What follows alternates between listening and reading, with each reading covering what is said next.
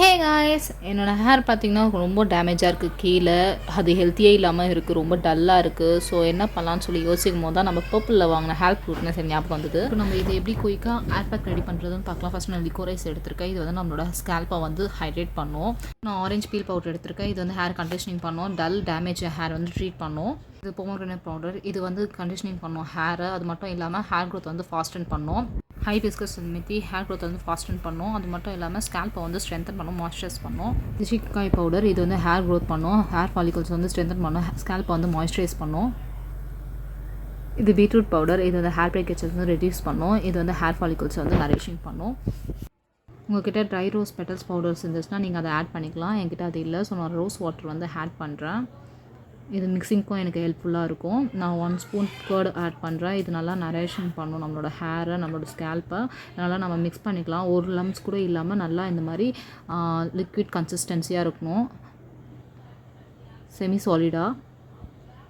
So இப்போ நான் வந்து ஹேர் வாஷ் பண்ணிவிட்டு வந்துட்டேன். இதை ஹேர் வாஷ் பண்ணிட்டு தான் நம்ம இந்த பேக் வந்து அப்ளை பண்ணணும். எப்படி நம்ம ஃபேஸ்க்கு அப்ளை பண்ணுவோமோ அதே போல் தான். ஸோ இந்த மாதிரி நல்லா அப்ளை பண்ணிக்கலாம். இதில் வந்து நீங்கள் ஹெனா பவுடர் இருந்தால் கூட நீங்கள் ஹெனா பவுடர் ஆட் பண்ணிக்கங்க. ஹெனா பவுடர், ஹேம்லா பவுடர், இந்த மாதிரி எதுவாக இருந்தாலும் நீங்கள் ஆட் பண்ணிக்கலாம். நான் வந்து ஹெனா பவுடர் ஆட் பண்ணல, ஏன்னா நான் ஹேர் கலரிங் பண்ணியிருக்கிறதுனால ஒரு 6 மந்த்ஸ்க்கு ஹெனா பவுடர் ஆட் பண்ண மாட்டேன்.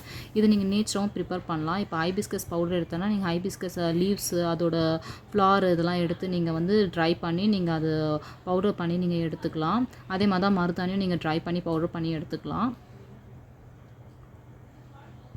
ஸோ வந்து நான் ஃபுல்லாக இதை அப்ளை பண்ணிட்டு ஒரு 20 மினிட்ஸ்க்கு அப்புறம் நான் ஹேர் வாஷ் பண்ணிடுறேன். இப்போ பாருங்கள், நான் ஹேர் வாஷ் பண்ணிவிட்டு வந்துட்டேன். இப்போ எவ்வளோ ஸ்மூத்தாக இருக்குது பாருங்கள், ரொம்ப சில்கியாக இருக்குது பாருங்கள். என்னோடய ஹேர் ரொம்ப சாஃப்டாக இருக்குது, ஃப்ரீயாக இருக்குது. உங்களுக்கு டேமேஜஸ் வந்து உடனே வந்து நம்மளுக்கு ரிசல்ட் கிடைக்காது. இது நம்ம மந்த்லி ஒன்ஸ் ஆச்சுன்னா நம்ம இதை போட்டால் தான் நம்மளுக்கு அந்த ரிசல்ட் வந்து நம்மளுக்கு கம்ப்ளீட்டாக நம்மளுக்கு தெரியும்.